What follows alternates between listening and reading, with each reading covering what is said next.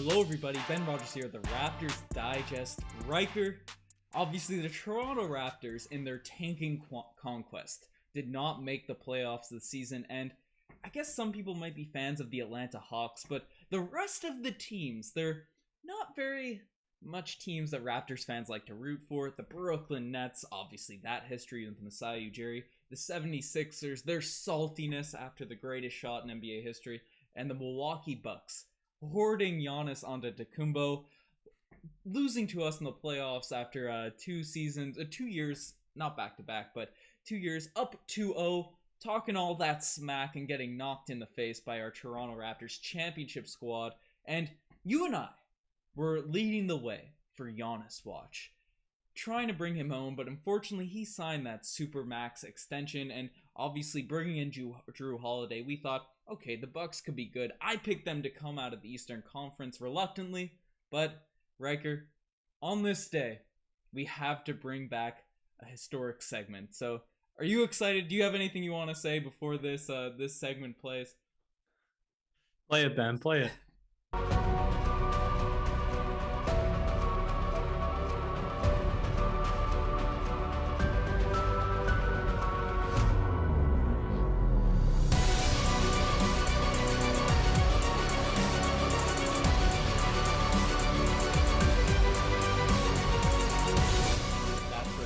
Giannis Watch has returned. Giannis Watch is back because, Ryker, the Milwaukee Bucks are getting embarrassed by the Brooklyn Nets in the second round. So, is there any chance the Raptors could swoop in and maybe capitalize on a potential trade request from Giannis Antetokounmpo this offseason? Well, here's the thing. Bucks are about to get swept, and you said you reluctantly picked them to come out. You, of the East, you stood by your statement saying that they will. I thought they were going to win. The Brooklyn I just Nets. don't like the team. That's why I reluctantly picked them. Oh, it was reluctant that you gave them your support. Yeah. Well, here's the thing. They're farther than ever now from winning a championship, not because they've got worse, but because the Eastern Conference has gotten better. Now, in a series against the 76ers, they'd have the edge, the Bucks would. And so they'd probably be the favorites to come out. But now that Brooklyn is this super team that's about to sweep them without the service of James Harden, they're farther than ever from being a true championship contender in the East. And they got big issues, Chris Middleton namely. And I know that all of the Bucks fan base wants to do something with him. He either needs to show up for one season in his life or they have to make a trade for him. Obviously, Drew Holiday is a great wing defender that they added, but it didn't do anything to serve their sort of perimeter shooting, their shot creation. He's a good player, but they need Bogdan or Bojan Bogdanovic, whichever one. I get the two names confused, but the guy who went to the Atlanta Hawks, shooter. So they need to do a lot of things. He's not moving this year. There's no trade request, but he's got 5-6 more years of suffering in Milwaukee. And at some point when he continues to not win there, I'm sure that he's going to look to win somewhere, Ben, and the Raptors could be that place.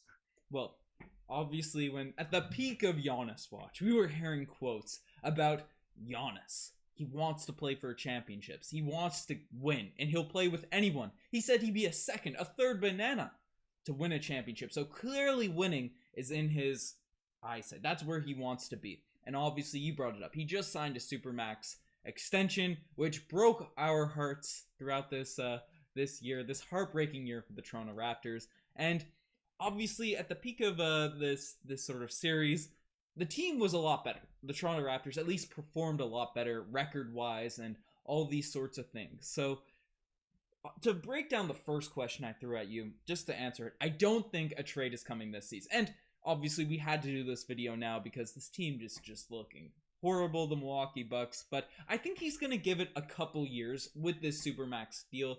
And I don't think it's realistic to think that the Raptors could swoop in this offseason 1 year into a Supermax contract and say, oh, it's time to blow it up, it's time to do this, time to do that. I think if they get embarrassed the rest of the series, even if they lose and maybe in 7, they could potentially run it back if they think it's close. But if it goes as it's been going for the Milwaukee Bucks against the Brooklyn Nets, I could see massive changes coming for that roster. Firstly, Budenholzer's gone. I think we're both in agreement with that. He should be gone anyways. Yeah, he should be gone regardless. I think a potential Chris Middleton deal is on the table. Get him a new second banana in Milwaukee. see if they can run it back like that for the Milwaukee Bucks, and then see what happens next year. But Ryker, obviously, we're going to get a lot of people in the comment section saying, this is blasphemous. You guys are looking for views and all that. No. We think it's legitimately possible. And they said this when he signed that contract. There might be a handshake agreement with Giannis and the Milwaukee Bucks saying, if we don't win, if we are not that good, you trade me to a desired destination. And I feel like that was the understanding from guys that reported it around the time. If the Bucks continue to struggle, he could want out at some point. We've seen superstars have trade demands all the time throughout the league. So I think we're both in agreement this year it's not possible. But do you think 1-2 years down the line, especially if the Raptors position, we'll just talk about, do you think he could demand a trade before we talk about the Raptors side of things? He's not going to demand a trade after this season. But again, they're taking steps back. They're taking steps away from championship contention.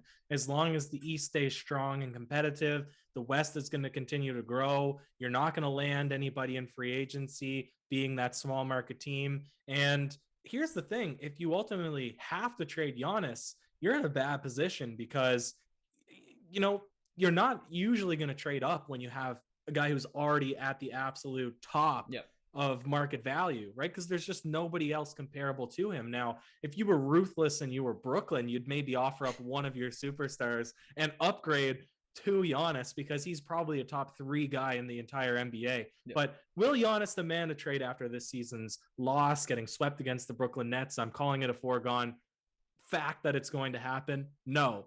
But if they get swept again next year in the playoffs, down the line, are we getting closer to him saying, hey, I want to win now? Yes. But does that serve well for Toronto, which absolutely sucked, missed the playoffs, 12th seed, no real prospect of getting extremely better? Ben, I don't know if this goes well for Toronto. Yeah, so here's the thing. It's like it would obviously work better to the Raptors' strategy of getting him in a trade by getting better as well over the next couple seasons while the Bucks get worse. Yeah, well, that's the thing. So we're writing off this offseason Giannis demanding a trade. What are the percent chances? Probably around 0%. Okay, yeah, I'm a little bit higher just because the NBA is so crazy, but very unlikely he requests a trade. We think they're going to retool the roster significantly in Milwaukee if they get swept this year. But 2 years down the line, next season, right, after next offseason, right, it could be possible if they just have a complete dumpster fire once again, Giannis is out, or even 2-3 years down the line. The Raptors could be really well positioned to acquire a Giannis Antetokounmpo. Obviously, we've talked about it to death. He has that connection with Masai Ujiri. He likes the city. There's a huge Greek population and just cultures all around the world in Toronto that could make Toronto an attractive destination. Go look at our old Giannis videos, why he made sign with the Raptors, but now it would have to be a trade unless we're going to wait 5 years. But I think basketball-wise, this roster with a 22-year-old Gary Trent Jr., Fred VanVleet, Pascal Siakam hopefully coming back into his own, OG Anunoby taking another step forward. Obviously, it's a younger team. It's a nice complementary core, but Ryker, this squad is sort of built to be a perfect complementary squad. Now, obviously, we're hoping that OG Anunoby steps up, or maybe Pascal Siakam takes a massive jump into a true number 1 option so we can get back into championship contention. But I think right now, if everyone sort of stays at a linear growth or even stays flat, we are the perfect team to center around a Giannis Antetokounmpo, even if we lose Kyle Lowry. So, but he's saying, I want to go be win now. Okay, we're saying that eventually he's going to say, I want to go and be win now, right? So it's tough to say unless you're the clear gone favorite, at least to come out of your own conference, that it's a certainty that you'd be win now if you add him, because any team in the NBA could say, hey, you put a Giannis on my team, then we're going to be the best team in the NBA. But it's clearly not the case, because if you look at the rest of the roster for the Milwaukee Bucks, it's not that bad. Like if you put another superstar in the mix there, you switch out Giannis with James Harden or LeBron or Kevin Durant, right? You would expect that would still be one of the best teams in the NBA. So clearly just having an ensemble cast would not be enough. The Raptors, OG, Siakam, one of them, they need to become a superstar, and they need to be the best team in the Eastern Conference to make this happen. You don't think it would become enough? The Raptors won a championship with one true superstar. With Kawhi, because of Kawhi. With one true superstar with an immaculate supporting cast. And I'd make the argument in a Raptors offense and Nick Nurse system, Giannis could potentially outdo Kawhi in terms of his ability to be. But you're looking at player. 2 seasons ago, and you remember we lost Serge Ibaka. We're about to lose Kyle Lowry. We lost Danny Green. We lost Marcus. But we really didn't have OG Anunoby at full strength. We got a Gary Trent Jr. now who looked and with promising. OG at full strength and Gary Trent Jr., we missed the playoffs. Yeah, but we were tanking. We could have been solid this year. This season was a write-off, Riker. We have a prime Siakam, a prime Fred VanVleet. I don't know. I'm very encouraged with this roster. I guess the one thing to look at is what would the Raptors have to give up in a theoretical Bucks trade? And I don't know. If you everything in the kitchen sink, you're probably giving up Siakam in that deal. Maybe even a Fred. That might be tough. But to get a top 3 player, we saw it. You have to make sacrifices. DeMar was the sacrificial lamb for this team. But Riker, before we sort of end it off, because obviously this is a fun video, it's unrealistic, but we're breaking down that potential possibility in the future because it's all we have right now. Until the draft lottery comes, we gotta hold on to these nuggets of the Bucks losing and giving us faith to bring back a Giannis Watch. But are there any teams that say he does demand a trade that you'd be more scared of in terms of Giannis going to in contention with the Raptors?